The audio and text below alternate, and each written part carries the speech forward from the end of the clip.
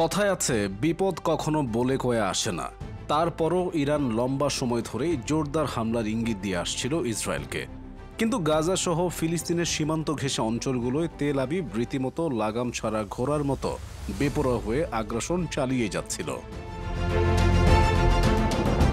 যার ফলশ্রুতিতে এবার 4 দিক থেকে নয় 7 দিক থেকে হামলার শিকার হচ্ছে দখলদার ইসরায়েল।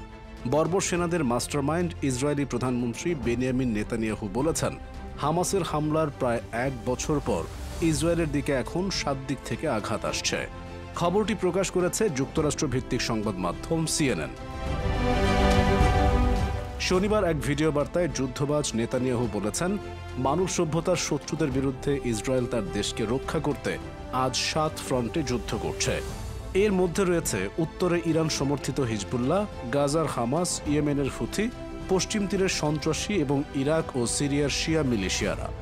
ইসরায়েলি প্রধানমন্ত্রী আরও বলেন, আমরা শত্রু ইরানের বিরুদ্ধে লড়ছি, যারা গত সপ্তাহে 200টি ব্যালিস্টিক ক্ষেপণাস্ত্র সরাসরি ইসরায়েলকে লক্ষ্য করে ছুড়েছে। লেবানন ও ইসরায়েলের মধ্যে উত্তরের শক্তির ভারসাম্য পরিবর্তন আনার যে প্রতিজ্ঞা করেছে তা রক্ষা করছি বলে জানান নেতানিয়াহু। গত বছরের 8 অক্টোবর থেকে লেবাননে 9000 হামলা চালিয়েছে ইসরায়েল এবং একই সময়ে হিজবুল্লাহ দখলদার ইসরায়েলে 1500 হামলা চালিয়েছে। এদিন নেতানিয়াহু বক্তব্য দেওয়ার সময় ফরাসি প্রেসিডেন্ট ইমানুয়েল ম্যাক্রোকে এক হাত নেন। তিনি বলেন, ইমানুয়েল ম্যাক্রো এবং অন্যান্য দেশ যারা ইসরায়েলের বিরুদ্ধে অস্ত্র সরবরাহের নিষেধাজ্ঞার আহ্বান জানিয়েছেন তাদের প্রতি লজ্জা, ধিক্কার।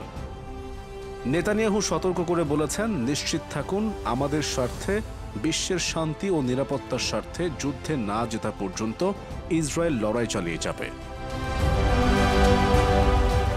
এদিকে লেবাননের রাজধানী বৈরুতের দক্ষিণাঞ্চলে শনিবার রাত থেকে রবিবার সকাল পর্যন্ত তীব্র বিমান হামলা চালিয়েছে বর্বর ইসরায়েল।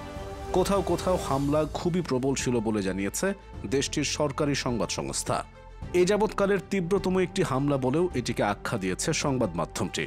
লেবানন থেকে AFPর প্রতিনিধিরা জানিয়েছেন, 2 ঘন্টারও বেশি সময় ধরে বিস্ফোরণের শব্দ শোনা গেছে উক্ত অঞ্চলটিতে।